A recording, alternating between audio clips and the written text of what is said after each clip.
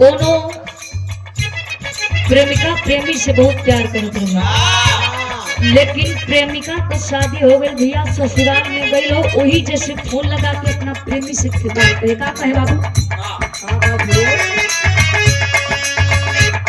अब बात न हमसे हुई, सुनाए मोर कलेजा।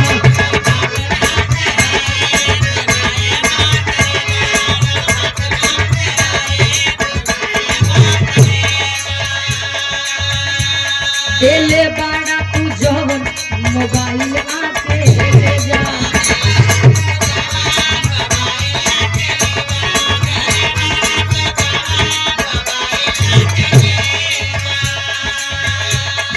तुम प्रेमी कहे कि वो दिन याद करो, कहे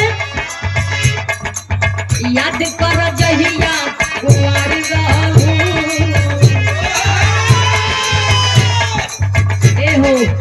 याद कर जहिया कुंवार रहू, प्यावा से पहिले हमार रहू।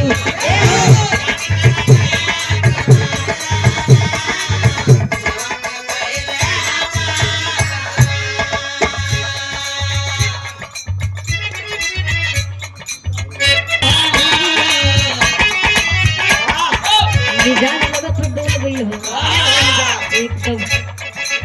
एक गीत के सुन के हमरे दाऊद भैया की ओर से बहुत बहुत रुपया देकर सम्मानित किया गया।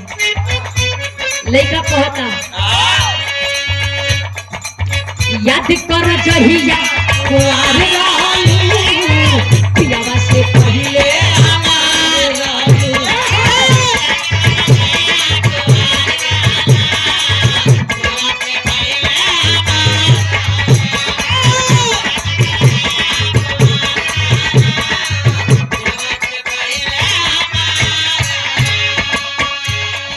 लेकिन बाबू वही सब तरह रहा, लेकिन बिरहा में बड़ा सुंदर भाव लिखल गई। ओ समय राजा भोज अपने मने मने सोचत का हो, सोचे राजा ज्ञानी बातें कब कितना पानी।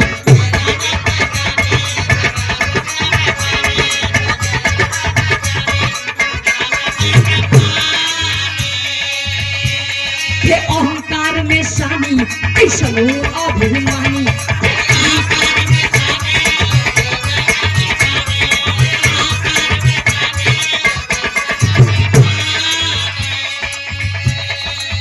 जादूगर खेला दरबार कइले, जादूगर खेला दरबार कइले, धागा के ऊपर उस पार फेंकले।